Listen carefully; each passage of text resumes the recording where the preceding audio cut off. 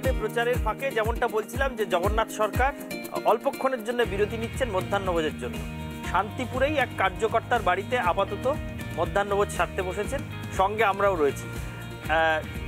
জগন্নাথ সরকার আবার খাওয়া দাওয়ার ব্যাপারে একটু মেপে চলেন, তার কারণ বেশ কিছু হেলথ কন্ডিশনস আছে যে কারণে খুব মেপে চলেন। জগন্নাথ কি কি খাওয়া বারণ? মূলত মশলা জাতীয় খাবার, বেশি প্রোটিন খাওয়া নিষিদ্ধ, বয়স হয়েছে। আর এটা তো চৈতন্যের জেলা, ওই একদম বাঙালি পুরোপুরি নিরামিষ হওয়াও কষ্টকর, আবার সেই অর্থে আমি সময় মানে আমি একটু মেপেই খান, ওই খেলেও ওই দু একদিন একটু সামান্য ছোট্ট এক পিস 25-50 গ্রামের মাছ বড় জোর, তার বেশি কিছু না। শুরু করুন, আপনি সারাদিন অনেক প্রচার করছেন, এখন খেতে খেতেই কথা বলি না হয়। এমনিতে এই যে মানে খাওয়া দাওয়া এই যে রেস্ট্রিকশন, এটা কি মানে এই যে আমিষটা কম খান, এটা কি ছোট থেকেই নাকি পরবর্তীকালে হেলথ কন্ডিশনসের জন্য? ছোটবেলায় ওই মাছটা খেতাম, আচ্ছা, অন্য কিছু খেতাম না, ডিমও খেতাম না। আচ্ছা, বাড়িতে এরকমই কঠোরতা ছিল। আচ্ছা, মাংস তো প্রশ্ন নেই বাড়িতে। আচ্ছা, এইরকম পরিবারই, মানে মুরগির মাংস বা খাসির মাংস? বাবা, বাড়িতে মুরগির মাংস তোলা অপরাধ ছিল। আচ্ছা, আমার পাতে এখানে কিন্তু মাছ এসেছে, কিন্তু জগন্নাথ সরকার খাচ্ছেন না। না, আমারও আছে।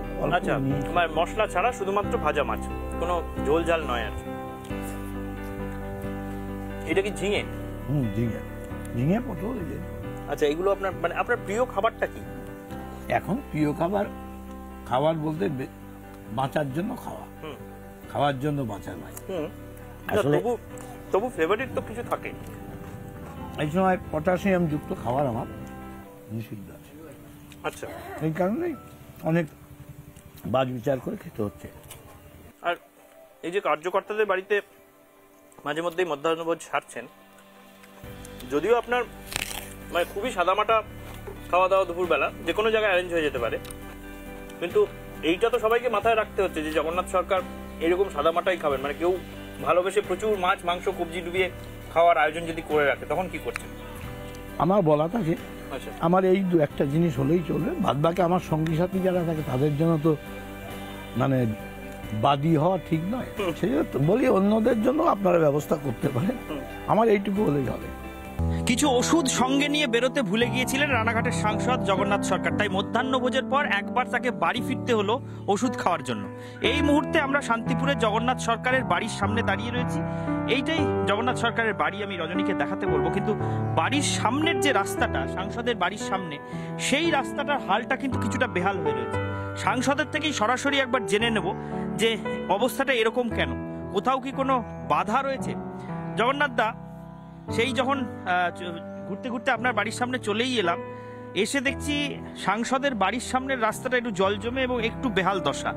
এই পরিস্থিতি কেন? এই সাংসদের বাড়ির সামনের রাস্তাটার দিকে সাংসদ কি নিজে নজর দেননি? দেখুন, নজর দিলেও আমাদের কিছু করার থাকে না। পঞ্চায়েত, এই রাস্তাগুলো পঞ্চায়েতের রাস্তা, বা কিছুটা হয়তো প্রধানমন্ত্রী সড়ক যোজনার রাস্তা। আমাদের স্কিম পাস করাতে গেলে অনেক অসুবিধা সমস্যা, ইচ্ছা করে এগুলো আটকে দেওয়া হয়, বিভিন্নভাবে টেন্ডার করতেও প্রবলেম দেখা যায়।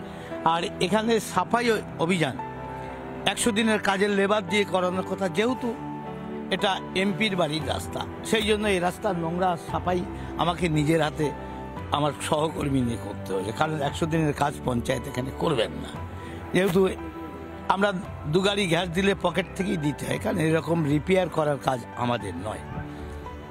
তাই আমি প্রধানমন্ত্রী সড়ক যোজনার জন্য আমার নদিয়া জেলার মধ্যে লোকসভার ক্ষেত্রে বেশিরভাগ প্রায়োরিটি দিয়ে আমি 16টা রাস্তা সড়ক যোজনায় প্রধানমন্ত্রী দপ্তরে ওই গিরিরাজ সিংয়ের কাছে বহুবার গেছি, কমসে কম 30 থেকে আনুমানিক 50 বার সেখানে ঘোরাঘুরি করে 16খানা রাস্তা আমি পাশ করেছি।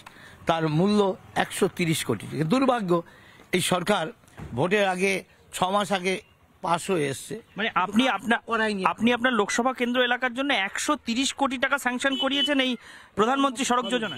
হ্যাঁ, আমার লোকসভার জন্য। তার মধ্যে কি এই রাস্তাটাও পড়ছে? এই রাস্তাটা পড়ছে, কিন্তু দুর্ভাগ্য, যখন ওয়ার্ক অর্ডার হয়েছে এই বাজার হয়ে দেখানো আছে, কিন্তু কাজটা যখন শুরু করেছে তৃণমূল এসে আমাকে না জানিয়ে, তৃণমূলের এমএলএ, তৃণমূলের লোকজন নিয়ে বললো এটা প্রাক্তন সভাপতি পঞ্চায়েত সমিতি যখন ছিলেন তিনি করতে পারেননি, উনি করছেন রাস্তা যাচ্ছে ওখান দিয়ে পশ্চিম পাড় দিয়ে, এখান থেকে 1 কিলোমিটার প্রায় দূর দিয়ে গিয়ে বিলের মধ্যে দিয়ে যাচ্ছে, লোকালয় দিয়ে যাচ্ছে না, যেখানে প্রয়োজন সেখান দিয়ে যাচ্ছে না। আমার কাছে আমি আমার দর্শকদের জন্য একটু আরো স্পষ্ট করে বুঝিয়ে নিই।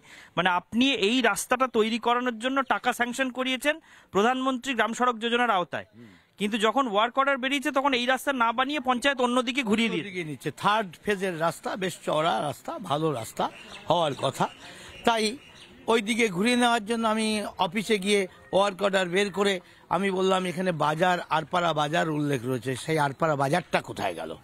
উনি কথা বলতে পারছেন না। আমি বললাম যে এটা কাকে বললেন?